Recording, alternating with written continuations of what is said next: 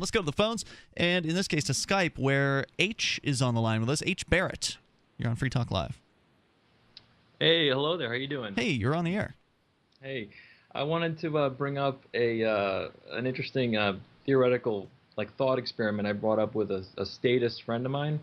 Okay, and sure. I thought it was an interesting thing, but he can't seem to get his head around it. I guess, that's the way it goes sometimes. But I had this idea, if you could magically remove violence from the world and coercion from the world, that would necessitate the collapse of all the governments out there, I would surmise, right? Well, not necessarily. I mean, because the government, as Mark discussed last night, could very well operate itself in a consensual basis if they wanted to. But really, what they just change how they operate. But essentially, the government is an organization that protects you from violence. There's very little of role for the government other than that. They build streets sometimes. Public services, That's the street building organization. Fire at that protection. I'm with H. Barrett on this one. If you magically got rid of violence and coercion in the world, government would disappear. Exactly, and that's what I was trying to say. And he comes back saying things like, when has the government been violent to you? And I tried to explain to him the whole idea of coercion and everything, and he just doesn't see it. I don't know how to get through to this. How does this concept get conveyed properly? Well, it's very hard to get. The state is violent. It is very hard for people to connect these dots, but a lot of times, we'll use the example of, say you're driving down the street and you see those red flashing lights go off behind you, and you're not doing anything wrong. You were doing the speed limit, and you just decide that you're not going to be pulled over and you're going to continue on your way, and you decide not to pull over. Well, what's going to happen next?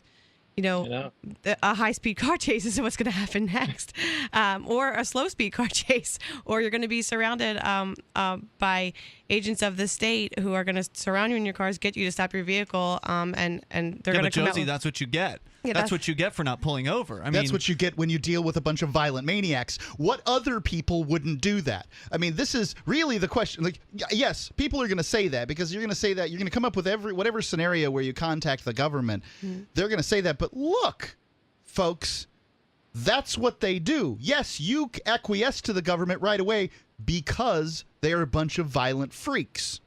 You wouldn't pull over for just anybody. Somebody comes up behind you honking their horn and flashing their lights. You're not going to pull over for them. You might slow down so they can go around, or you might be dealing with them in a different fashion, but you're not going to pull over for them because you wouldn't do that. You'd be right. That's the point. I mean, that's how a lot of times how I'll describe it to people, and usually they won't get it right away. You see that that wall go up, but it does get through to some people, and not right away, but definitely later it sinks in. That's absolutely true. This stuff takes time. Now, did you say this was a friend of yours, H, that you were talking to? Yeah, he's a friend of mine. Longtime friend? You guys go back for a while, or?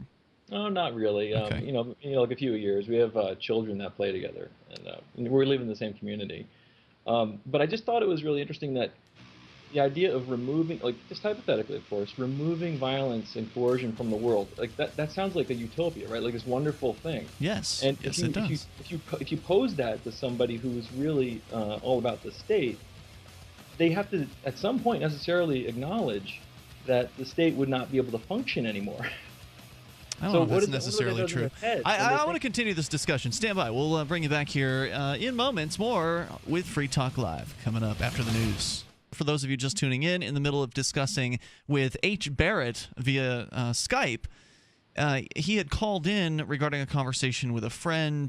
This friend is not somebody he's known forever, but somebody that he and his children play with together, that kind of relationship. Having a conversation, the idea was, well, how to best communicate the violence that is inherent in the system to people who, it's tough. It's a really challenging thing to do because so many people, even if you do point out the so-called gun in the room, or as you guys were giving the example earlier of, when you're driving, if the police come up behind you and they put on their lights, what happens if you don't pull over? And then you can pretty easily see the escalation that will occur because most people have seen cops or some other sort of police chase thing on television. They're familiar with what tends to happen with someone who doesn't pull over. But it doesn't really matter sometimes when you give that example, because they'll just give the excuse of, well, of course that's going to happen to you. Duh. I mean, like, they totally accepted that as a part of the idea would be to, like, this is the price they have to pay to live in civilized society. So of course you have to stop when the police pull you over. But Josie, you were saying that it's not something that's going to work instantly. It's just something that has to sink in over time. Oh, absolutely. I've found it in all aspects of my own life, my own personal life experience. There are people who are already, pretty much, almost there, awake, and it's still that last, those last grasp, their faith in the state. There's just a little bit left that'll take a while. But I found when it comes to family and friends, especially, I more like to lead by example rather than really push the issue. If it comes up, I'll speak my opinion without, being combative, and then just kind of let it sink in.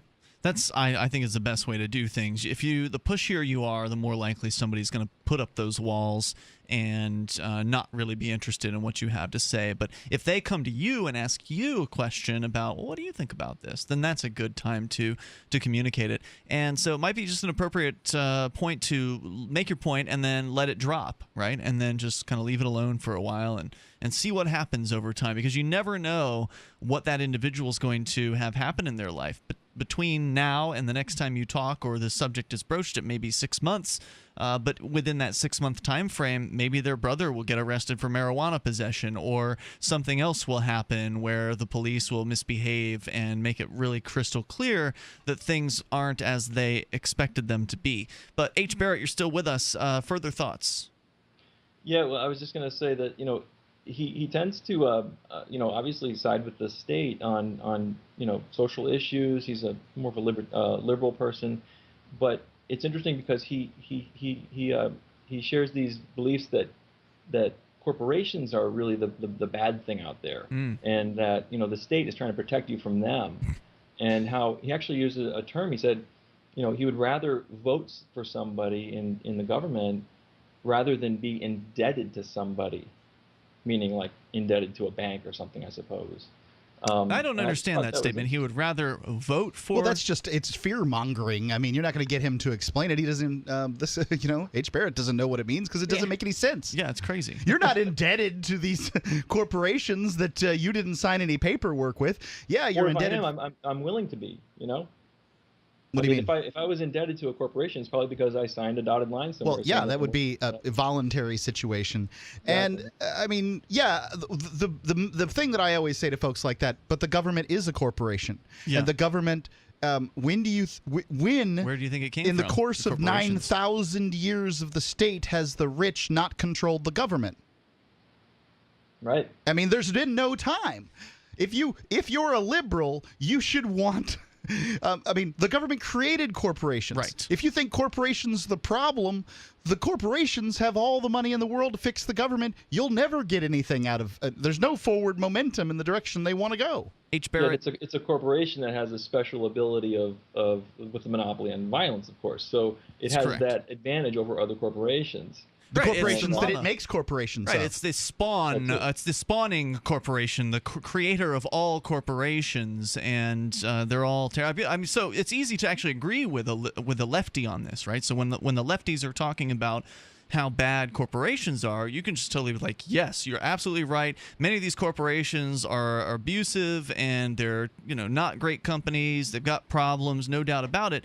But the government is a corporation, and not only that, they protect the corporations. So, in fact, that's the whole point of a corporation in a lot of ways, is protection from liability in a number of different corporate structures. And so corporations are ways for rich, wealthy people who know how to work the system to gain more wealth from the system, and they work hand in hand with the government, because if it weren't for the government's monopoly on violence and their ability and their willingness to do the bidding for these corporations, then the corporations wouldn't be near as powerful as they otherwise would be without this gigantic state. Right. Around. If the governments couldn't control if the corporations couldn't control the government, they would have to provide goods and services to people who want them to make money. And that would be Isn't that horrifying? Yeah. Good call tonight, H. Barrett. Thanks. Let us know in the future how your conversations go, and it is a long-term project. helping to open people's minds, to change people's minds. Destroying ideas is not a pretty process. I mean, that's ultimately what Free Talk Live is. It's an iconoclastic radio show where we were talking about the Pledge of Allegiance the other night and how terrible that is, and the flag, and just kind of attacking all these sacred cows, so to speak, and breaking them down, tearing them to bits. And that can be a disturbing process, especially for somebody that's bumbling into the show for the first time, getting in a rental car for the first time in whatever market we're on the air in, turning the car on and hearing this kind of talk on the radio. It's going to be a shock to the system. No change occurs in one conversation. It just doesn't happen. I mean, it no might matter happen, how brilliant your point might be. Right. Yeah. People need, they get the spark of the good idea or whatever it might be. And maybe the thing you said was the good idea and maybe it wasn't. But you'll either have to chip away, but even if you're successful, they still need the continued reinforcement of the ideas. Otherwise, we're going to 99.99% of people they speak to think that the government is the solution to the next problem that's presented. Yeah, I think it's really important to know how to market your message to who you're speaking with as well. When it comes to family and friends, I know that, if I'm going to push it with them, I'm going to hurt those relationships and we're going to end up fighting. With people who are, coworkers, I know with them, I just be lighthearted on myself, but I still drop in those little bombs from every now and again. When it's my YouTube videos, it's no holds barred because I don't have access to these people on a daily basis. Right. So I'm just bombarding them with all this information. That's an interesting juxtaposition on how you approach things differently with different audiences. Like, that's the same thing with Free Talk Live. When we're on the air, we can't approach things in the same way as we would if we were in a group of people that we're constantly with, even though we constantly have certain level of audience out there, and some people are more fans of the show than not. But you don't know who those people are. And you don't know how to gauge how they're reacting to what you're saying. Right, so and they're all in a different position, too. Right. Like, each person listening is right now in a different place about their ideas on freedom, and so we can't adjust based on that. We just have to get the ideas out principally. But that it's different from how I approached it. For instance, when I was in jail, I took the approach you were talking about. I kind of just did my own thing, created relationships with the people that were in there, and then eventually I got asked questions. And then at that point, what do you think about this? Oh, well, then that's your opportunity to explain yourself. But still, to be careful to not kind of puke on someone. Right. Don't don't be a used car salesman. Or Don't be too pushy, and also make sure that the other person is talking too. So as Mark was saying last night, ask questions of the person you're talking to. Free Talk Live, 7 nights a week from 7 to 10 Eastern, live on the Liberty Radio Network at LRN.FM.